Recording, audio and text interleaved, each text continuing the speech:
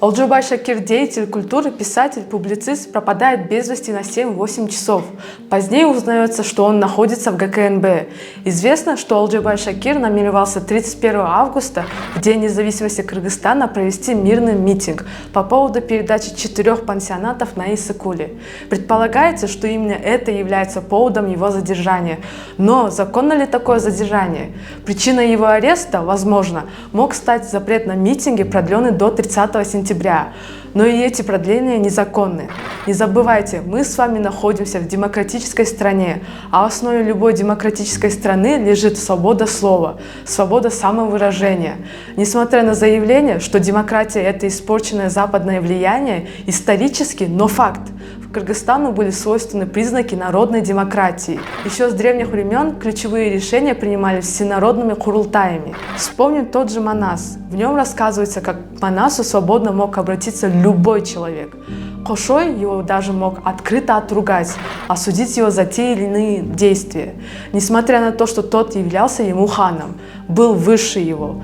И сам Манас адекватно принимал критику в свою сторону, никогда не осуждал и никогда не обвинял. Манас был гарантом свободы, его присутствие уже являлось показателем демократии. И никакими западными явлениями здесь не пахнет. Даже в развитых странах, где уровень развития демократии очень высок, имеется достаточно проблем в системе, над которым необходимо работать. В нашей же культуре демократия твердо стоит испокон веков. Имелись сакыны, демократы, ырчи, тот же Толубай Сынчи, критик-оценщик, который в наше время считался бы профессиональным журналистом. То, что случилось с Олджубаем Шакиром, было бы не допущено по меркам тех времен. Если вам нужны сухие факты незаконности и безнравности по случаю задержания Олджубая Шакира, взгляните на Конституцию. Статья 39 Конституции Кыргызстана предусматривает право на проведение и участие в мирных собраниях. Согласно ей, каждый имеет право на свободу мирных собраний. Никто не может быть принужден к участию в собрании. Та же Конституция в первой же статье упоминает, что Кыргызстан – суверенное, демократическое, правовое, светское, унитарное, социальное государство. И, как понимаете, право на участие в мирных собраниях является конституционным правом каждого человека. Решение властей на их запрет не только подрывает доверие народа к вышестоящим, но и ограничивает права на свободу слова. Оценим же и слова самого Олджубая Шакира. Он призывает к защите Родины, открыто критикует работу властей, выступает за свободу самовыражения. В последних постах Фейсбука Олджубай говорит об информационной войне. Как на самом деле тяжело довести истину и правду. Но с его стороны ничего антиконституционного не проявляется. Если вы еще сомневаетесь, напомним и о Международном пакте, подписанном еще в 1996 году. Статья 21. Признается право на мирные собрания.